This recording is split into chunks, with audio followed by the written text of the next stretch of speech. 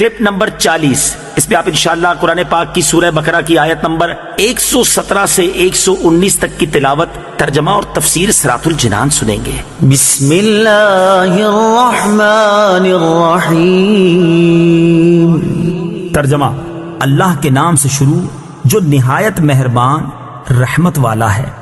Badie السماوات والارض وَإِذَا قَضَى أَمْرًا فَإِنَّمَا يَقُولُ لَهُ كُن فَيَكُونُ۔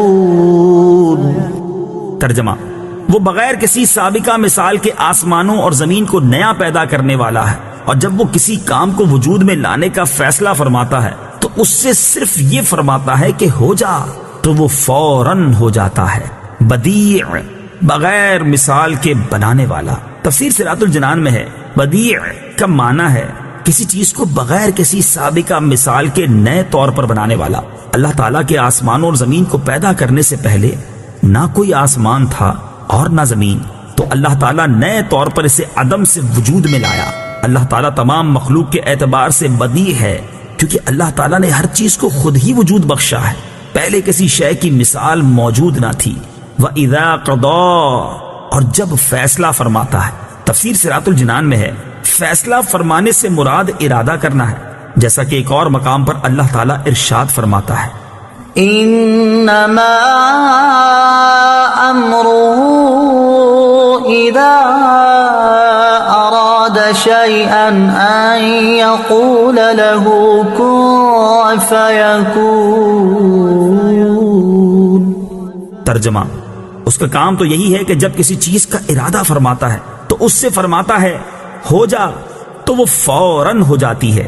اور اس آیت سے اصل مراد یہ ہے کہ ایسا ہونا ممکن نہیں کہ اللہ تعالیٰ کسی شے کا ارادہ فرمائے اور وہ نہ ہو، بلکہ اللہ تعالیٰ کا ارادہ قطعی طور پر نافذ ہوتا ہے، اور کسی شے کو وجود میں لانے کے لیے اللہ تعالیٰ کو انسانوں کی طرح محنت و مشقت کی کوئی ضرورت نہیں، بلکہ اللہ تعالیٰ کا اس چیز کے وجود کا ارادہ فرما لینا ہی کافی ہے۔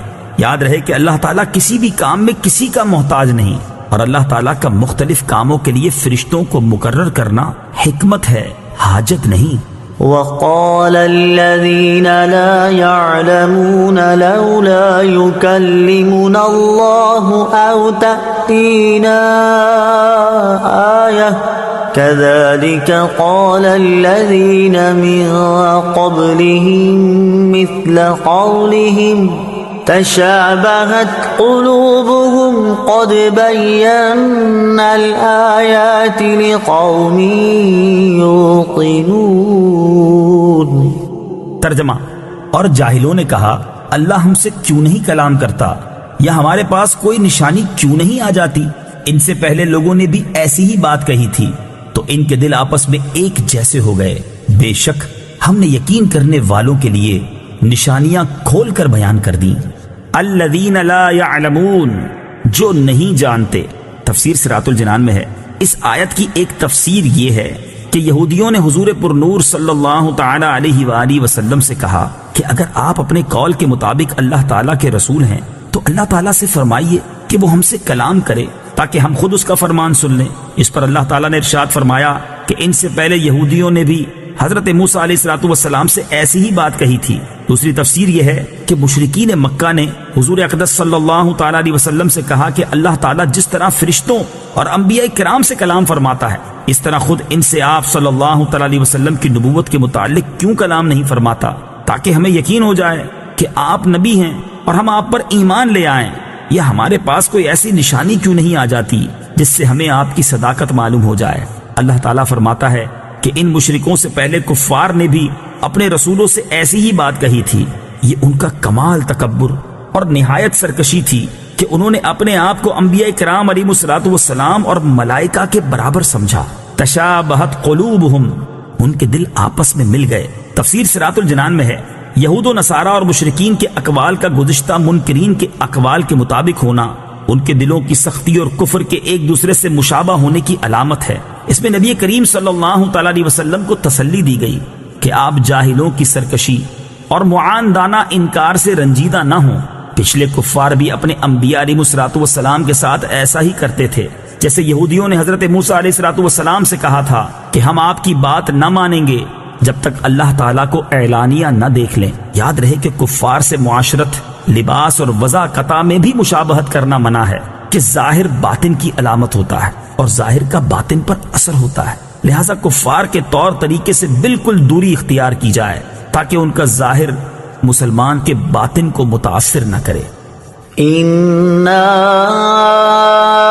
أرسلناك بالحق بشيرا ونذيرا ولا تسأل عن أصحاب الجحيم۔ ترجمہ: اے حبیب، بے شک ہم نے تمہیں حق کے ساتھ خوشخبری دینے والا اور ڈر کی خبریں دینے والا بنا کر بھیجا، اور آپ سے جہنمیوں کے بارے میں سوال نہیں کیا جائے گا۔ ارسلناک، ہم نے آپ کو بھیجا۔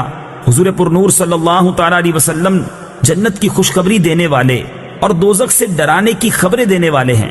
آپ صلی اللہ تعالی علیہ وسلم کی تبلیغ کے باوجود اگر کوئی جہنم کی راہ جاتا ہے تو اس کے متعلق آپ صلی اللہ تعالی علیہ وآلہ وسلم سے سوال نہ ہوگا کہ وہ کیوں ایمان نہ لایا، اس لیے کہ آپ صلی اللہ تعالی علیہ وآلہ وسلم نے اپنا فرض تبلیغ پورے طور پر ادا فرما دیا۔